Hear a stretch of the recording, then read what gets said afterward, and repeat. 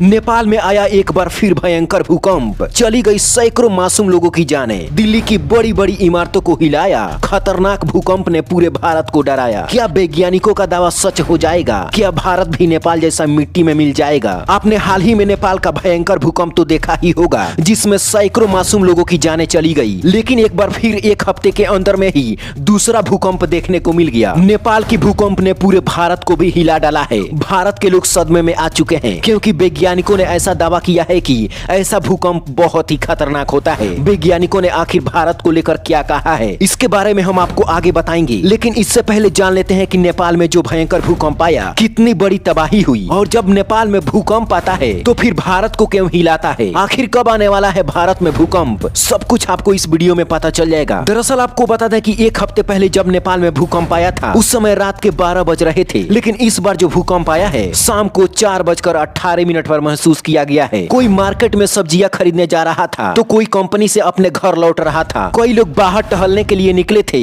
तभी अचानक बड़ी बड़ी बिल्डिंगें मिट्टी में मिल गई। चारों तरफ अफरा तफरी मच गई, सभी लोग इधर उधर भागने लगे और कई लोग बिल्डिंग के नीचे दबे रह गए। आपको बता दें कि इस भूकंप ने नेपाल के बेकसूर और मासूम लोगों की 150 से अधिक लोगों की जानें ले चुका है। नेपाल की पूरी धरती कांप उठी, सभी लोग डरे सहमे हुए हैं, क्योंकि एक हफ्ते में दोबारा भूकंप आना कोई बुरा सपना से कम नहीं है। आपको बता दें कि भारत की राजधानी दिल्ली में यह जोरदार झटका महसूस किया गया। दिल्ली के कई इलाकों में बड़ी बड़ी इमारतें डामाडोल होने लगी। दिल्ली में भी चीख पुकार मच गई, सभी लोग बिल्डिंग से नीचे जल्दी जल्दी उतरने लगे। लेकिन यह झटका बहुत ही कम समय के लिए था, लेकिन सबके अंदर डर पैदा कर दिया है। वैज्ञानिकों का कहना है कि नेपाल में जो भूकंप आया है वह बहुत ही खतरनाक भूकंप माना जाता है। जब भी ऐसा भूकंप आता है, बहुत बड़ा क्षति करता है, बड़ी बड़ी बिल्डिंग ढह जाती है, क्योंकि पूरा बिल्डिंग को हिला डालता है। आपको बता दें कि 6 से ज्यादा तीव्रता का भूकंप आता है तो बड़े नुकसान की आशंका रहती है। इससे बड़ी बड़ी इमारतें गिर जाती है, दीवारें फट जाती है, नींव दरक जाती है और नुकसान बहुत बड़ा होता है। और जब 7-8 की तीव्रता का भूकंप आता है